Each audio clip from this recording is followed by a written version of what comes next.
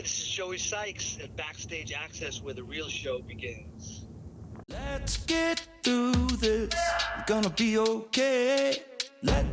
Hey, this is Chris with Backstage Access, and we are here with Joey Sykes to talk about his uplifting new single, Let's Get Through This, his way of helping us all get through this global pandemic. Hey, is this Chris? Yes, it is. How are you? Good, how's it going? Good, thank you. Staying safe and at home? Yeah, I'm lucky enough to have my recording studio here, so I've been actually getting so much stuff done, which is kind of crazy, but... Well, that's good. great. That's great. So it got you this new single, so let's go right in and start talking about Let's Get Through This. Tell us a little bit about the song itself and kind of how the song kind of came together for you. Well, I had the title and the chorus just floating around for like 2 years. Okay. I just never knew what it was going to be about. I just kept saying, let's go through this, and I just had it on my little recorder of ideas. And then I always wanted to finish it because I thought it was really catchy. And then when this all came about, like 2 months ago, I got inspired to finish it off and tailor the lyric towards what's going on. But I wanted it to be uplifting. I didn't want to write a depressing song or too deep. So. Sure. Well, it's definitely an uplifting tune. What has the reaction been so far? Oh, it's been great. I mean, I'm trying to make it a hit, but these days, it's so hard without a label and stuff like that. Sure. The early successes are a couple of quick ones. There's been some airplay, a couple of big stations, one in Chicago, Hawaii is playing it. Awesome. New York, Florida, I think is going to play it.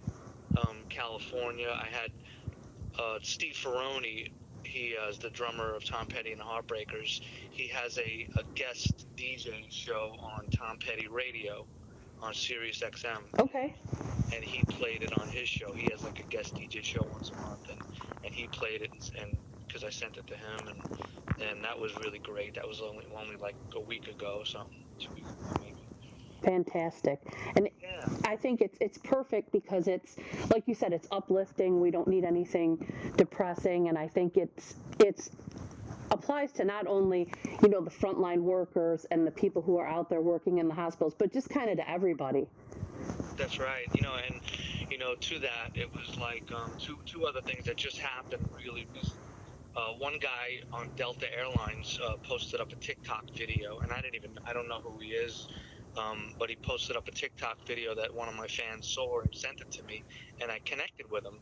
And I was saying, dude, man, thanks so much for the promotion, blah, blah, blah. So we started talking. He sent the song to his supervisor, and he said she's going to see what she could do. She loves the song. So it might be on an airline that's, is going to be amazing to accomplish that.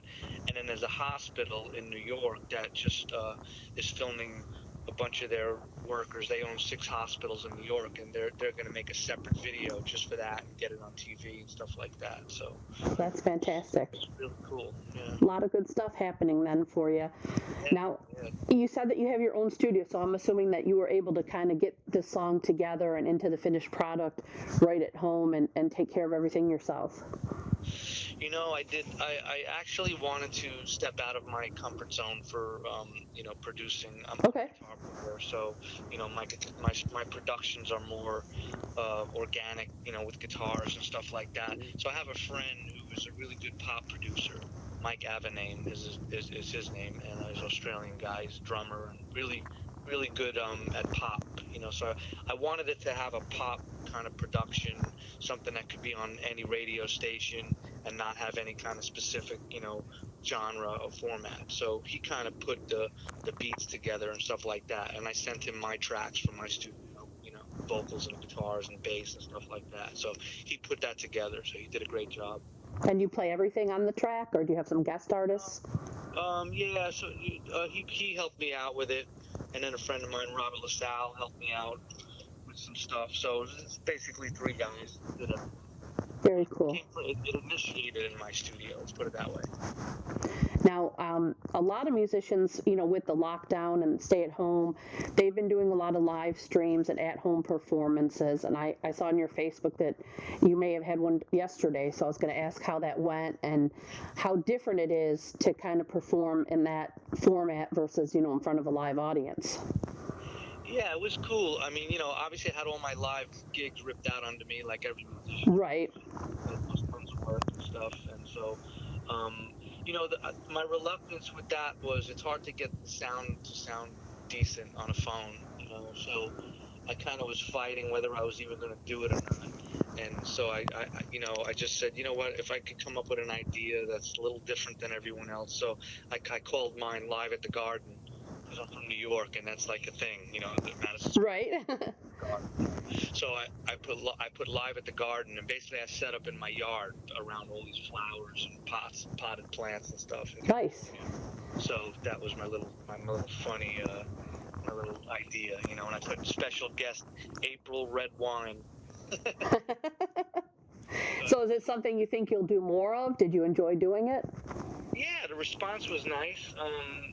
The sound was decent, so I wanted to get one under my belt. I'll probably do another one. I don't want to do, like, some of my friends literally are doing them like every day, and Right. I honestly think that's too much because they got the tip jar out. I didn't do that whole thing, but I get it, and I'm not saying they shouldn't do it if you feel like you want to do it, but for me, it ain't gonna work for me like doing it every day. I may do another one in a couple of weeks. Let's put it that way. Okay.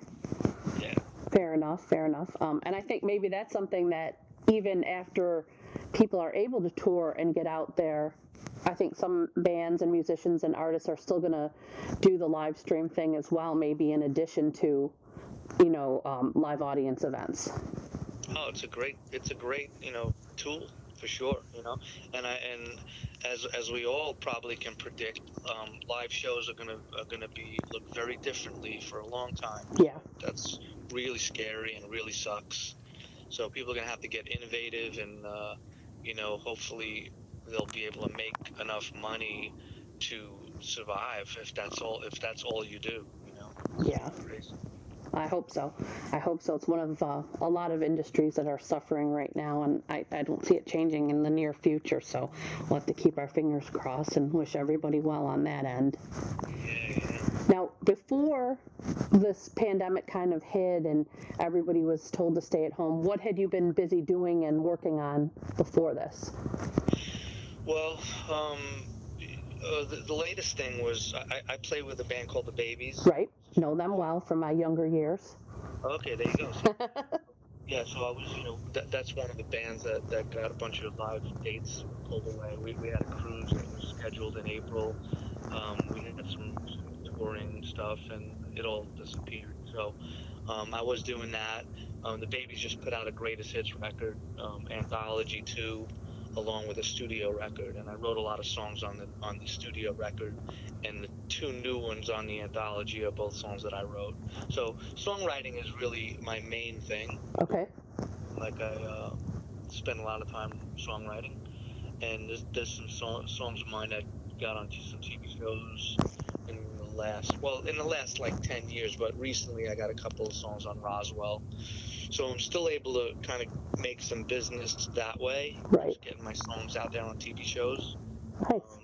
And then I put a band together called Honey River, which is kind of like a country rock, Tom Petty meets, Eagles, Jackson Brown kind of thing.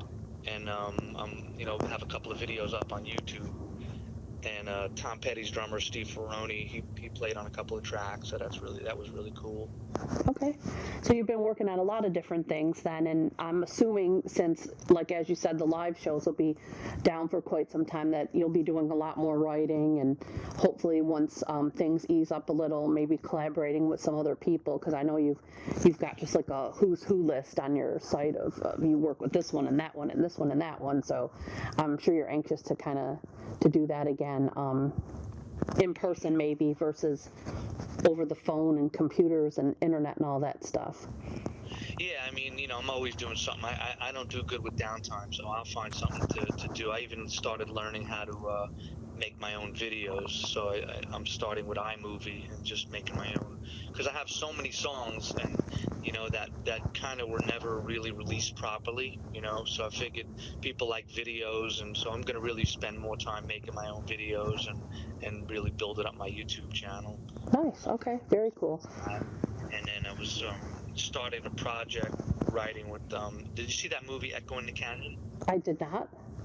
Okay, it's a great movie. It's Jacob Dylan is kind of like he's like the host of this show with all this amazing footage of like Jackson Brown and David Crosby and all the legends of the Laurel Canyon country rock scene. Oh, okay. Okay. I've heard of it. I did. Yeah. My movie list is. It's a really, really cool. Any music fan needs to see that one. Okay. So there are two people in Jacob's band that are in the movie a lot. I work with both of them, and so we still, kind of. There's some things in the fire, but we gotta kind of wait for this to do something. Right now, everything. Right. It's like on hold. Yeah. Life is on hold. Yeah. Everybody's in a holding pattern and waiting to land sometime soon, hopefully. Yeah, and luckily with this song, it's something that is relative to what's going on, relevant to what's going on, and it's still music, and it's still potentially, getting me out there as a writer, whatever. So maybe people through this song can kind of, rediscover me, or discover me, whatever way you want to look at it. Because there's a lot. I've done a lot of things that maybe nobody knows about. Right, I did know about the babies, but I did not know about Honey River, so I did get the chance to check that out. So that was some really cool stuff there too. So I hope that other people get the chance to kind of do the same thing after hearing this new tune. Yeah, and I recorded a whole CD and never really even released it. I printed a bunch of them up just to get rid of at live shows. So I have boxes of CDs. So I'm just recently, probably next week, it's going to be available on my website, joeysykes.com. Okay. Because I figured I would just put it up for availability. I was holding on. I don't know what I was holding on to. And now it's going to be up there along with my whatever other CDs and vinyls that I've done. And even going back a while ago, I used to play guitar for a couple other people like Meredith Brooks. She had Bitch out. Right. And then Tommy Henriksen, guitar player for Hollywood Vampires, and Alice Cooper. I play guitar for him, and he's a good friend of mine. So maybe we'll be doing something in the future, hopefully, when this thing goes away.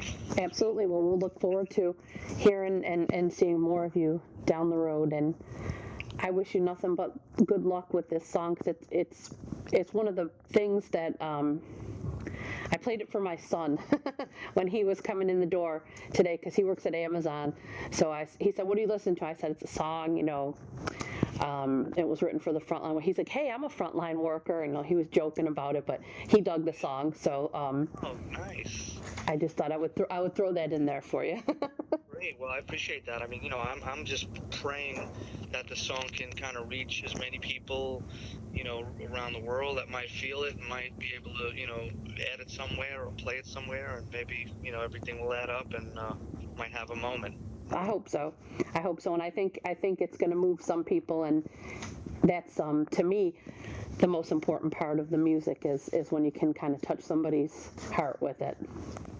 Yeah, and the cool thing about the lyric was like I said, I had the title like 2 years ago, really not knowing what it was. Could have been about a relationship, could have Sure. been about financial crisis or anything. Right. And that's why I never finished the song. I was like, I got to figure out what I'm going to write this about, like exactly, like fine tune the thought, And then when this came up, I said, this is a no-brainer. So I really tailored it to what's going on. But even when this is hopefully history, the lyric can mean other things as well, Yeah, I'm sure it's one of those songs that, like you said, could apply to so many different situations lyrically that I'm sure it'll get people through this and whatever difficult times lay down the road. Yeah, and there's a really a cool lyric video up on YouTube that a friend of mine, Scott Sykes, did, like illustrations, kind of cartoony, and it's a really fun video. So if your listeners wanted to go check it out on YouTube. It's Joey Sykes. Let's get through this. And my Instagram is Joey Sykes 903 at Joey Sykes 903. Get through this. Might take a little time. It's better when I see you smile.